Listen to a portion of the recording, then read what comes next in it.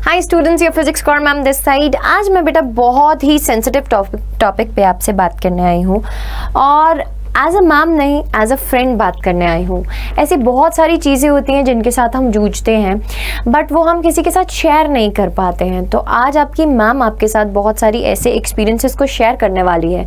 जब मैम आपके जितनी थी, टीनेज में थी, तो कौन कौन सी चीज़ें मैम के साथ हुई थी और मेरा दिमाग कैसे चला था, मैंने उन चीज़ों को कैसे हैंडल किया था।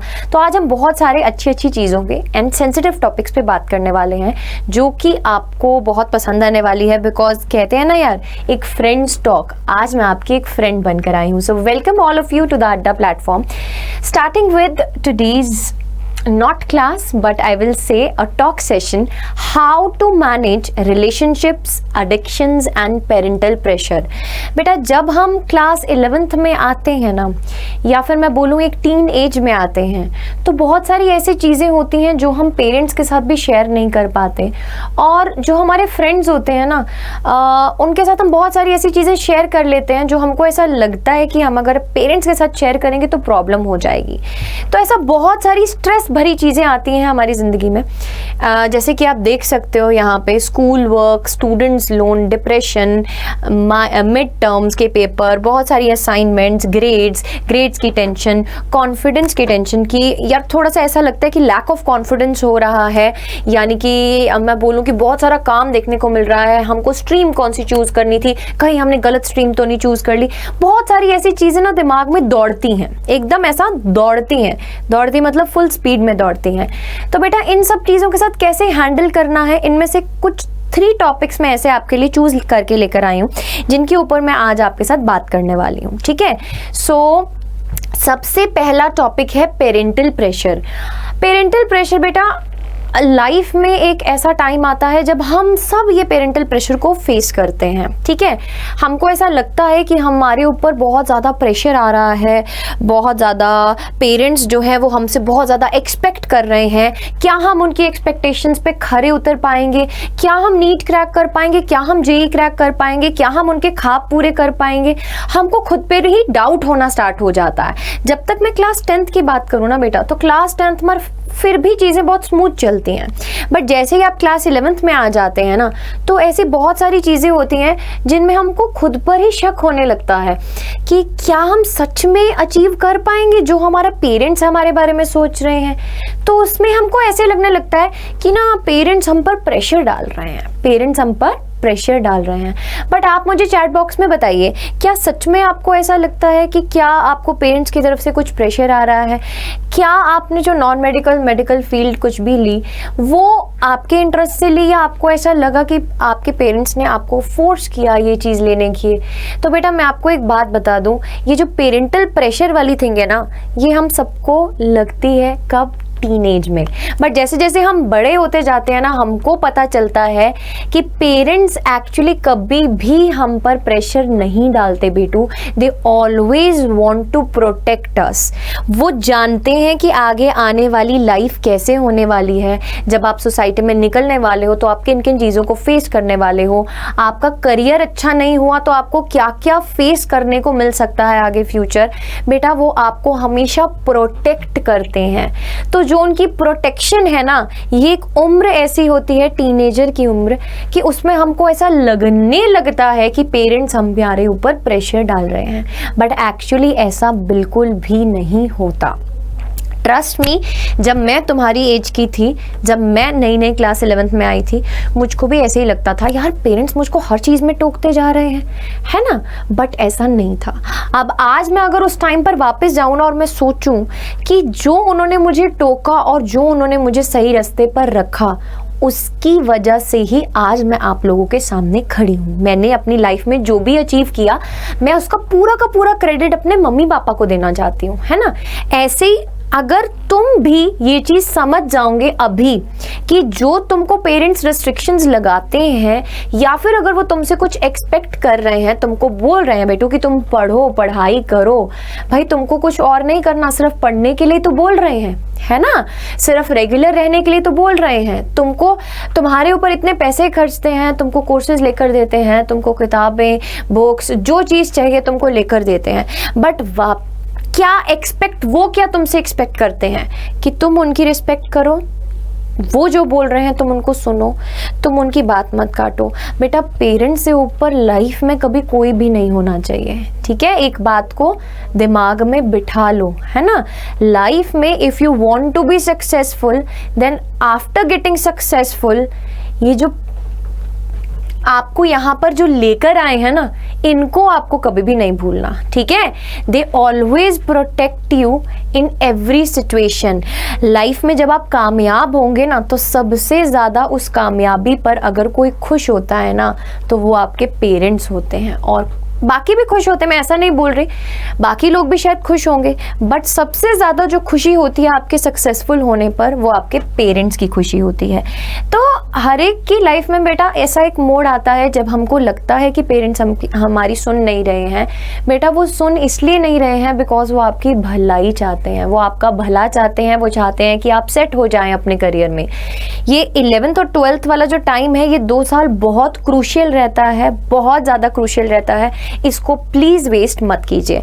बेटा सेकंड इशू जो मैं आपके साथ बात करना चाहती हूँ, रिलेशनशिप्स। बहुत ही इम्पॉर्टेंट टॉपिक लगा मुझे ये, और मुझे लगा कि मुझे आकर आप सबसे इसके बारे में बात करनी चाहिए, बिकॉज एवरीबडी अगर मैं बात करूं, लाइफ में कभी ना कभी ऐसा मोड़ आया जब आप रिलेशनशिप्स में गए, है ना? ये रिलेशनशिप्स फ्रेंडशिप भी हो सकती है ना? फ्रेंडशिप से थोड़ा ज़्यादा भी हो सकता है, डिपेंड करता है ना? It depends. बट बेटा ये जो रिलेशनशिप्स होते हैं ना, अगर मैं बोलूं कि हमेशा बुरे होते हैं, रिलेशनशिप्स बुरी बात नहीं है। अगर कोई बोले आपको कि नहीं आप 11th-12th में आ गए हैं, आप गर्लफ्रेंड बॉयफ्रेंड नहीं बनाएंगे, आप रिलेशनशिप्स में नहीं जाएंगे, आप सिर्फ पढ़ाई की तरफ कंसंट्रेट कीजिए, मैं ऐसा नहीं बोलूँगी कि ये बिल्कुल ही गलत बात है, रिलेशनशिप्स इज़ बैड, नहीं। But if it is affecting your studies, if it is affecting your career, if it is affecting your parents peace of mind, then it is bad, ठीक है? So you should learn to prioritise things. आपको things को priority wise set करना है अपनी life में। बेटा हर चीज़ का लाइफ में एक टाइम होता है। अगर मैं बात करूं 11th-12th का, तो 11th-12th जो है क्लास अपनी, है ना, जब आप टीनेज में आ रहे हैं, ये चीज़ आएगी लाइफ में, ये चीज़ आएगी लाइफ में, सबकी लाइफ में आती है, it is part of life. But इस चीज़ को प्रायोरिटी कब देनी है, अगर आपने इसको हैंडल करना सीख लिया, तो आपको कामयाब होने से कोई नहीं रोक सकता। यहाँ पे मैं एक एक्सपीरियंस भी शेयर करना चाहूँगी, अभी मैं नाम नहीं लेकर करूँगी, but one of my students, मेरे बैच का एक स्टूडेंट था, and he was also in a relationship with a girl, but और he used to share with me the things कि he used to call me दीदू, and he used to say कि दीदू आज ना ऐसा हो गया, आज ना दीदू मैं पढ़ नहीं पा रहा हूँ बिकॉज ना वो मेरे से बात नहीं कर रही है फ़ोन पे, है ना, मुझे पता नहीं चल रहा उसने खाना खा लिया या नहीं खा लिया। बेटा कोई खाना खाने बिना नहीं रहेगा, समझ में आई? पानी पिएगा, खाना खाएगा, जिएगा।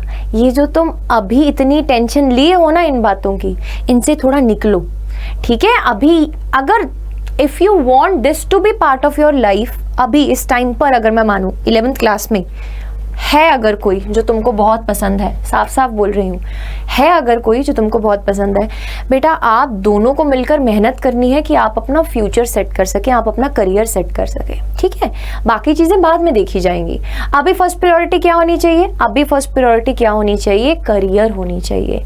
आप दोनों एक दूसरे को सपोर्ट करो पढ़ाई में, है ना, आप डिस्कस करो चीज़ें। फिजिक्स की बात कर रही हूँ, केमिस्ट्री की बात कर रही हूँ, मैथ्स की बात कर रही हूँ, बायोलॉजी की बात कर रही हूँ। बेटा there are lot of subjects, ठीक है?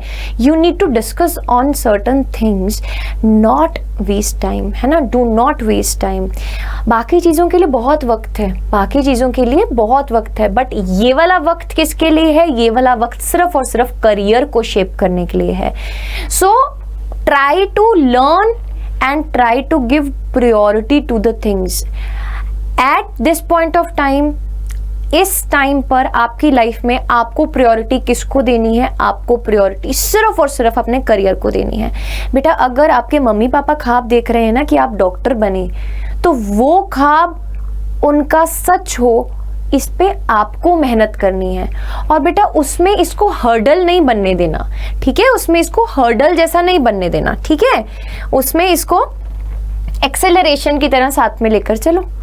If the things are getting good, if the things are in your favor, then continue with it, otherwise take a break from it, ठीक है, otherwise take a break from it. I will just say try to learn to give priority to things, समझ गए? अभी के लिए priority career से, पढ़ाई से ऊपर कुछ भी नहीं है। सो निभा निब्बी जैसी चीज में नहीं पढ़ना, ठीक है। चलिए आगे आता है एडिक्शंस। एडिक्शंस के ऊपर मैं बात करना चाहूंगी। अभी अगर मैं बोलूं बेटा, अगर मैं अपनी टाइम की बात करूं अब, है ना, अगर मैं अपनी टाइम की बात करूं, जब when I was a student, when I was a teenager, when I came to class 11th, तो उस टाइम पर जो हमारे फ़ोन्स होते थे ना, वो ऐसा एंड्रॉयड फ़ोन टाइप नहीं चलते थे। अभी तो एंड्रॉयड फ़ोन हो गए हैं तो बच्चा सारा दिन इस चीज़ में ही घुसा रहता है। उस टाइम पर टिक टिक वाले फ़ोन चलते थे, और उस टिक टिक वाले फ़ोन में एक दिन के 100 मैसेज करने को मिलते थे, 100 मैसेज फ्री कर सकते थे। उस टाइम पर भी वो फ्रेंड्स को 100 मैसेज करके ना सारे दिन भर में ख़त्म कर देते थे। बेटा उस टाइम पर एक महीने का 2 GB मिलता होता था, एक महीने का 2 GB, समझ रहे हो, एक महीने में 2 GB। अब तुम एक दिन का 2 GB खत्म कर देते हो, क्यों? बिकॉज इन सब पे बेटा सोशल नेटवर्किंग साइट्स, फोन, इन सबको यूज करने के अब यहाँ पे 2 चीजें हैं ना, एक पॉजिटिव इफेक्ट होता है, एक नेगेटिव इफेक्ट होता है। कोशिश करनी है कि हमको नेगेटिव इफेक्ट से जितना हम दूर रह सकते हैं रहें, है ना, जितना हम दूर रह सकते हैं नेगेटिव इफेक्ट से दूर रहना है, पॉजिटिव इफेक्ट्स में ज्यादा रहना है। क्यों? अब फोन तो तुमको भी मिला है, उसको भी मिला है जो नीट का टॉपर था। ऐसा तो नहीं है कि उसके पास फोन नहीं होगा, उसके पास भी फोन होगा। बट उस टाइम पर अगर मैं बोलूं उसने कैसे उस चीज को यूटिलाइज किया और तुम उसको कैसे यूटिलाइज नहीं कर पाए, इसमें फर्क है। बताओ, there is difference between the two. अगर मैं बात करूं कि यहाँ पर फोन के केस में बेटा सोशल नेटवर्किंग साइट्स बहुत सारी है ना, इवन की मैं बात करूं फेसबुक, इंस्टाग्राम में कितनी सारी रील्स बना देते हो यार तुम लोग, है ना। उसी टाइम को अगर तुम यूटिलाइज करके आसपास वाली चीजों को ऑब्जर्व करो, तुम देखो आसपास क्या चल रहा है। बेटा अगर मैं फिजिक्स की ही सिंपली बात करूं, अगर मैं स्पेसिफिकली अगर फिजिक्स की एग्जांपल देना चाहूं, physics is all about observation. अगर तुम ऑब्जर्व कर रहे हो ना आसपास वाली चीजों को, ये फोन की दुनिया से निकल के, बेटा ऐसी बहुत सारी चीजें हैं जिनको देखकर तुमको सोचने का मन करेगा कि ऐसा क्यों हो रहा है, तो उनमें वक्त गुजारो ना यार। इस फोन की दुनिया से बाहर निकलो, इसको एज अ एडिक्शन मत बनाओ। ऐसा नहीं बोलूंगी कि बिल्कुल छोड़ दो फोन को, बेटा फोन को छोड़ दोगे तो मैम को कैसे मिलोगे, है ना। बट अगर मैं तुमको बोलूं कि तुम पढ़ने के अलावा बहुत सारा टाइम सोशल नेटवर्किंग साइट्स में बिता रहे हो, रील्स बनाने में लगा रहे हो, बेटा ये सब टाइम करने के लिए भी आगे जिंदगी में टाइम मिलेगा। अभी के लिए टाइम ये वाला नहीं है, ठीक है, अभी वाला टाइम ये वाला टाइम नहीं है। सो किसी भी चीज को एडिक्शन नहीं बनाना, ठीक है। अगर तुम्हारा मन कर रहा है, मैं ऐसा नहीं बोलूंगी बिल्कुल छोड़ दो, ऐसा एकदम फोन को ऐसा सोशल नेटवर्किंग साइट सारे अपने अकाउंट डिलीट कर दो, आज के बाद अपना कोई अकाउंट नहीं चलाना, ऐसा नहीं करना, वैसा नहीं करना। नहीं, ma'am is very practical about it.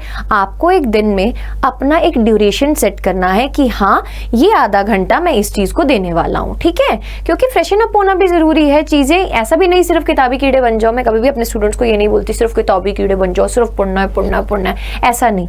But चीजों को एक लिमिट में करना सीखो। ऐसा नहीं है कि किसी सोशल नेटवर्किंग साइट को खोल के बैठे तो चला ही जा रहे हैं, उसको चला ही जा रहे हैं, 3-4 घंटे निकल गए और जो आज का टारगेट था ये वाला चैप्टर कंप्लीट करेंगे, वो टारगेट कंप्लीट ही नहीं हो पाया। तो ऐसा नहीं करना, ठीक है। मेक श्योर दैट आप ये चीज नहीं कर रहे हैं, अपने आप का जो दिन का टारगेट आपने सेट किया है आप उसको कंप्लीटली अचीव कर पा रहे हैं, ठीक है। This should be your priority. बाकी दूसरा बेटा अगर बात करूं गेमिंग एडिक्शन बहुत लोगों को हो जाता है। स्पेशली अगर मैं बॉयज की बात कर रही हूं तो बहुत सारे बॉयज को गेमिंग एडिक्शन हो जाता है। अब अभी आज के टाइम की जो गेम्स हैं वो अलग हैं।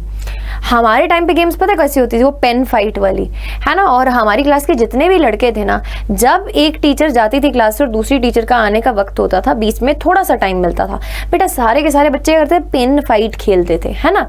तो उस टाइम पर उसका दौर था, अभी तुम्हारे पास बहुत सारी और गेम्स आ गई हैं, सोशल नेटवर्किंग साइट्स, गेम्स। और अगर गेमिंग की स्पेसिफिकली बात करूँ ना बेटा, एडिक्शन मतलब लत लग जाना किसी चीज़ की। और जब भी किसी चीज़ की लत लग जाती है ना बेटा, तो एडिक्शन हमेशा गंदी चीज़ होती है, एडिक्शन कभी भी अच्छी चीज़ नहीं होती है ना। अगर तुम्हारे पेरेंट्स तुम्हें इस चीज़ पर टोक रहे हैं बेटा, तुम्हें अभी ऐसा लगेगा कि हमारे पेरेंट्स तो कैसे विलन की तरह बिहेव कर रहे हैं, इनको हमसे प्यार ही नहीं है। बेटा उनको तुमसे प्यार है, वो तभी रोक रहे हैं, ठीक है। उनको तुमसे बहुत प्यार है, बहुत लगाव है। ऐसे ही नहीं तुम इतने बड़े हो गए, तुमको खिला पिला के, है ना, एकदम बढ़िया तरीके से रख के, खुद प्रॉब्लम्स में रहकर बड़ा किया है तुमको, और तुमको पढ़ा रहे हैं, तुम पर पैसा लगा रहे हैं। तो बेटा उनके रिस्पेक्ट हमेशा करनी है, ऐसा कुछ भी काम नहीं करना जिनसे उनको हर्ट हो, ठीक है। So your first priority should be to make your parents happy, to make them proud. And बेटा इन सब चीज़ों के लिए वक्त आएगा, बट तब तुम इतने सेटल्ड हो जाओगे कि तब तुमको पता चलेगा कि ये जो वक्त हमने पहले बिताया है इसकी ज़रूरत ही नहीं थी।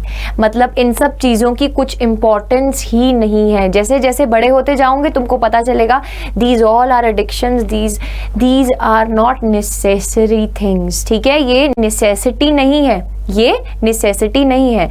सो बेटा इसी के साथ मैंने आज की टॉक यहीं पर ख़त्म करना चाहूँगी। ऐसे टॉक सेशंस मैं आपके लिए लेकर आती रहूँगी। अगर आपको अच्छा लगा तो आप कमेंट सेक्शन में ज़रूर से बताना।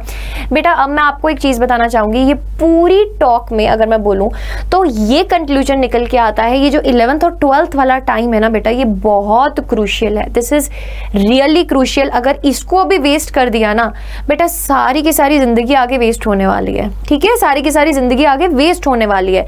बेटा अभी तक भी अगर आपने बेटा सक्षम बैच में एनरोल नहीं किया है ना, आप देख रहे हैं up to JEE NEET level हम आपको पढ़ा रहे हैं, इसमें रोज क्लासें लग रही हैं। इवन कि अगर मेरी 1.5 घंटे की क्लास होती है ना, मैं इतना बच्चों को पढ़ते हुए और मुझको पढ़ाते हुए इतना मज़ा आता है बेटा उसमें कि हम उसको ऐसे ही 2 घंटे की कर देते हैं, है ना। और तुमको भी पता ही नहीं चलता, अरे फिजिक्स पढ़ते हुए 1.5 घंटा हो गया, है ना। तो वो जो टाइम है, वो जो माहौल बनता है, वो यूट्यूब पे नहीं बनता है बेटा। यहाँ पर कुछ रिस्ट्रिक्शंस रहती हैं, स्पैमर्स आते हैं, बहुत सारी चीज़ें होती हैं। सो इसीलिए आई विल से यू कि कम इन द सक्षम batch if you have not enrolled yet. बेटा 2000 रुपीज़ इज़ नथिंग। ये 2000 देकर अगर आप अपना फ्यूचर सेट कर सकते हैं ना बेटा, जो तुम गैजेट्स यूज़ कर रहे हो ना, उसकी कॉस्ट इससे तो ज़्यादा ही है। I can admit you, I can bet on it, उसकी कॉस्ट इससे तो ज़्यादा ही है। तो if you are genuinely wishing कि सच में कुछ हो, है ना, सच में हम कुछ लाइफ में बन सकें, अपने मम्मी पापा ने अगर कुछ स्ट्रगल किया है तो उनको उससे भी ज़्यादा लौटा कर दे सके, उनका आगे जो एज आने वाली है उसको सिक्योर कर सके, बहुत कुछ उनके लिए कर सके, उनके लिए मेहनत कर सके बेटा, खुद की लाइफ सेट कर सके। अगर तुम्हारा किसी के साथ है तो लाइफ में कुछ बनना पड़ेगा तभी कुछ हो पाएगा, ठीक है। लाइफ में कुछ अचीव करना पड़ेगा तभी कुछ हो पाएगा बेटा। Do enrol in this Saksham batch. You can use my code as S549, ठीक है, S549 बेटा। Actually it is of almost 8,699 rupees, but after using your friend's code, because I am like your friend only, ये आज friend talk ही थी बेटा, S549 जब आप code लगाएंगे तो it will cost you only 2000 rupees. And 2000 rupees कुछ भी नहीं होते अगर आप जेईई नीट लेवल तक का पढ़ना चाहते हैं। पूरे साल की वैलिडिटी मिलेगी इसमें आपको। तो इसी के साथ बेटा मैं वाइंड अप करना चाहूँगी और मैं आपको बताना चाहूँगी कि कभी भी लाइफ में ऐसा नहीं समझना कि आप अकेले हो। हमेशा आपके साथ मैम खड़ी है, हमेशा आपके साथ पेरेंट्स खड़े हैं बेटा। कभी भी आपको कोई भी दुविधा आ रही है, कोई भी टेंशन हो रही है, you can talk to us.